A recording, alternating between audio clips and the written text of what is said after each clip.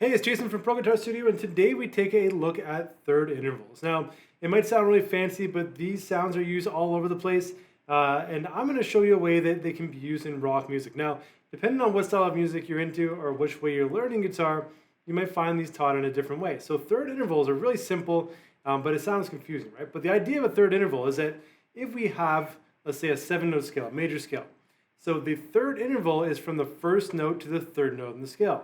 Okay, so that third interval is named by how far apart those two notes are, including the first note and the last note. So 1, 2, 3. If we had the major scale, for example, like the C major, 1, 2, 3. From the first to the third note is a third interval. So the idea is pretty simple, but when you go through the major scale, you get what are called major thirds and minor thirds. So we're going to focus on those two today, so major thirds and minor thirds, and we're just going to play them on the first set of strings, so string 1 and string 2. Now I'm doing this because first off I want you to get used to these shapes under your fingers, and this can be applied across the fretboard. So once you can do this on strings 1 and 2, you can also do it on strings 6 and 5, 5 and 4, 4 and 3. The only caveat is that strings 3 and 2, the shape changes because of the tuning of the second string. But with that aside, what we're trying to get used to is the most common way to play these, and that's using strings 1 and 2. But like I said, it's the same as the 6th and 5th string, 5th and 4th, or 4th and 3rd. So same idea. Now before we dive into this lesson, I should add that if you enjoy these videos each week, please give me a thumbs up, subscribe, ring the bell. You'll get to notify whenever I put out a new video, which is each week. And it also helps me know what you enjoy, right? So if I get a lot of thumbs up on a certain video, I know which kind of content to put out. So here we go, into third intervals. Now these shapes are really simple, okay? So the first shape we're doing, it starts on an E note. We're doing this in the key of E minor. So the third finger, ring finger on the 5th fret on the B string, okay? So 5th fret, string number 2, or the B string. And that note there is an E note. And we're using our ring finger. Now we're starting off with a minor third. So there's two types of thirds. There's a minor third, and for the most part, like I said, except for string 3 and 2, the spacing is from the lower sounding string. We're going to go 2 frets lower to the higher sounding string, okay? So we're going to go to the 3rd fret to get a minor third on string 1. So we need to be able to arch that ring finger and play those two strings together. Okay, so that's a minor third. And so anytime you use a minor chord, we're using a minor third interval. All right, so this also highlights the chords that are being used. You can highlight a chord by playing the root note and the minor third. So the E, and this note here is a G. That implies an E minor chord. Now, there we go. Those two notes, that's a minor third. A major third is only a 1 fret distance. So from E to G sharp, that implies an E major chord. Okay, so you look at the difference between E major and E minor. It's that one note, G sharp versus G. All right, so we start off with a minor third, so 5 and 3, twice. And we're gonna go up 2 frets and do a minor third again, so 7 and 5. And then we're gonna go to the 8th fret and the 7th fret, major third, minor, minor, major. And so this follows the chords in the key. So if we're looking at E minor, we have, if you know from the minor standpoint, we have minor, diminished, which is the minor third, major, minor, minor, major, major, minor. Okay, so it's a little awkward as you go through it. The last one, the minor, is back to where we were starting from. There we go, so the starting point. Then we're gonna go up to the 10th fret and 8th fret. So this is the minor third again, twice. And then back to the 8 and the 7, major third. Twice there. So each of those intervals are played twice, but the rhythm changes, right?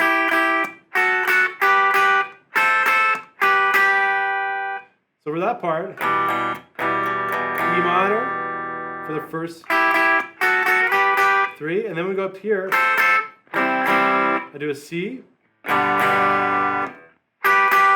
back to a G.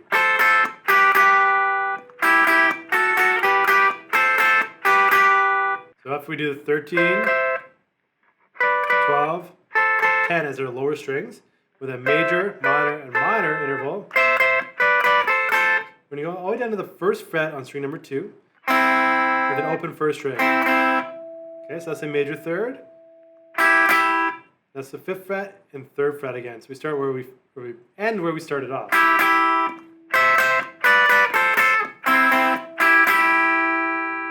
Okay, so there we go.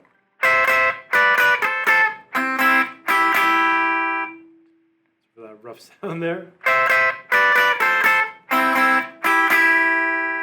All right. Now, the very end, so we have the starting point where it's... And then for this part, C and G. And then the last part is A minor, E minor. So,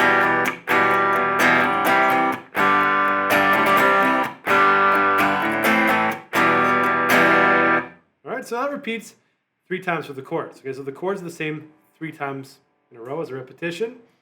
The second time around, though, for the top line, like the melody that I'm playing,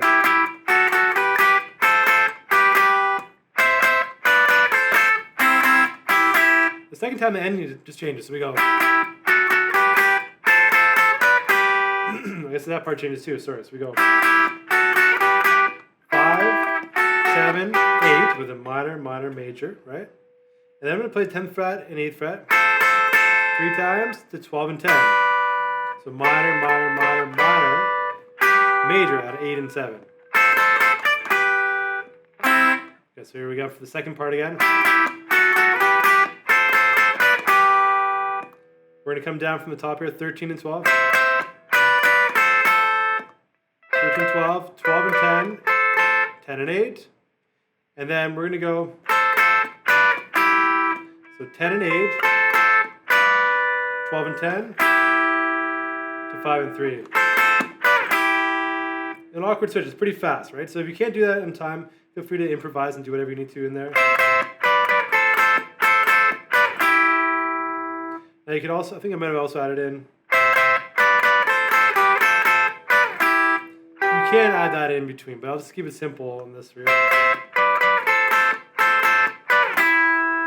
All right, now the third time around repeats the same as the first. So the first time, we'll call it the A section. We have that.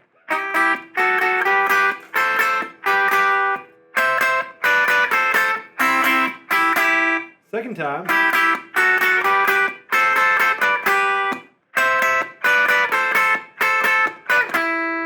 the third, so that's our B section. The third time, same as the first, so exact same as the A section. The fourth time will change, okay? So fourth time, that's all the same as the B section, but the very end is different. So the very end, we're going to go to the 10th fret and 8th fret 4 times and then one more time. Okay, so 5 to 12 and 10, 10 and 8, and then 8 and 7.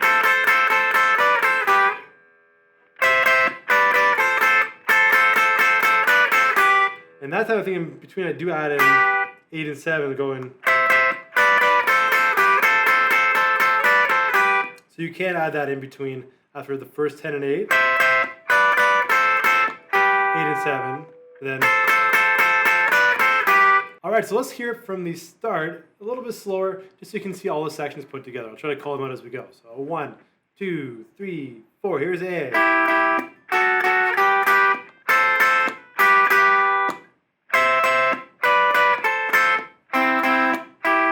B.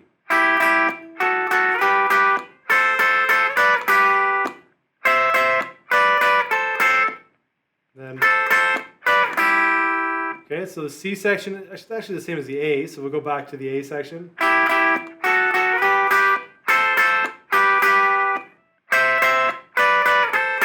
And this would be the C section.